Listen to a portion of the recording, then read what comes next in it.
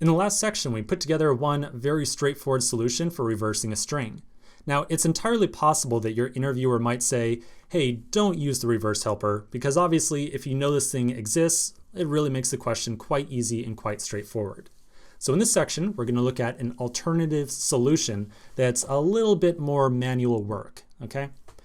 Now, just to keep a record of all of my solutions as we go through, I am going to copy this down to the bottom of the file and comment out our first solution, just to keep a record of all the different solutions we come up with.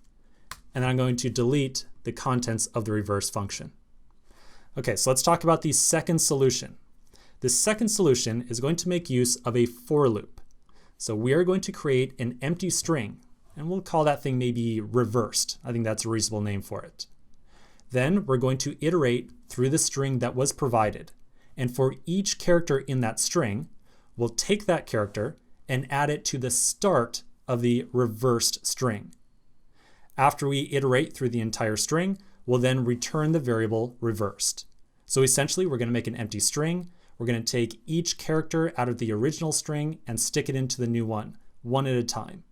And because we are adding the new character, or excuse me, because we are adding each character to the start of reversed, the reversed variable will contain the reversed string. So let's see what this solution looks like.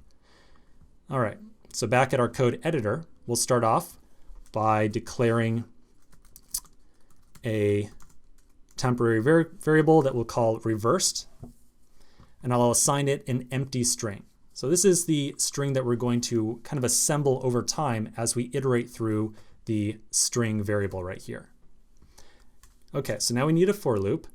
One thing I want to mention about for loops in general, and I'm going to tell you this many times throughout this course. Wherever possible, I really recommend you avoid writing for loops in the kind of very classic syntax. In other words, the for loop syntax that looks like var I equal to 0, I less than string dot length, I plus plus. So I really recommend you try to avoid for loops like this right here. And the reason for that is that there's so many tiny little spots inside of here that you can very easily make a mistake or make a typo. For example, maybe you accidentally flip the less than sign right here. Maybe you actually accidentally flip it the other way.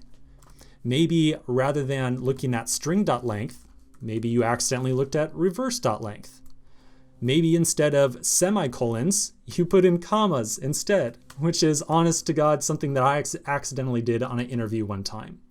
So whenever you use this long form for loop, you're just introducing many different locations where you can accidentally make a little typo. So for us, throughout this course, wherever possible, we're not going to use this classic for loop. Instead, we're going to use a new syntax for loops that was introduced with ES 2015 called the for of syntax.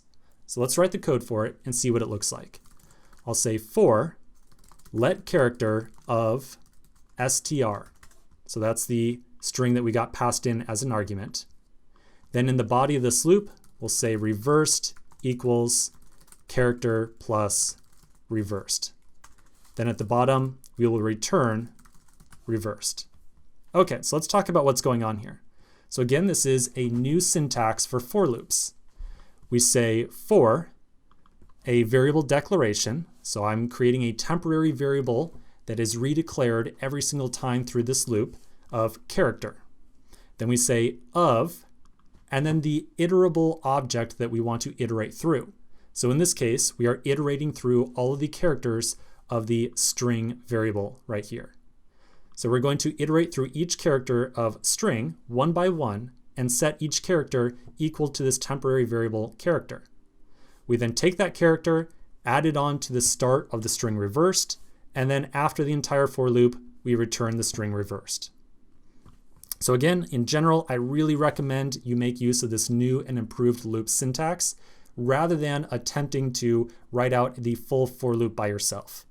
Now, there are several questions out there, and I should say actually many questions out there, where you can't use this syntax because maybe rather than iterating through every single element inside of a string or an array or something, Maybe you want to iterate through every third element or iterate through every fifth. There are interview questions that require that type of logic. And so if you are confronted with needing to loop through every so many elements within the array, well, then you do have to go back to using a for loop or even a while loop for that matter. However, as much as possible, I do encourage you to try this new and improved syntax. Okay, let's save this and see how we're doing. I'll flip back over to my terminal, and it looks like we're still passing here as well. Cool. So this has been a second solution. This one's a little bit more manual and something that I would probably expect you to be asked in an interview question. I would really kind of expect that any competent interviewer might say, oh yeah, don't use reverse. That's just too easy.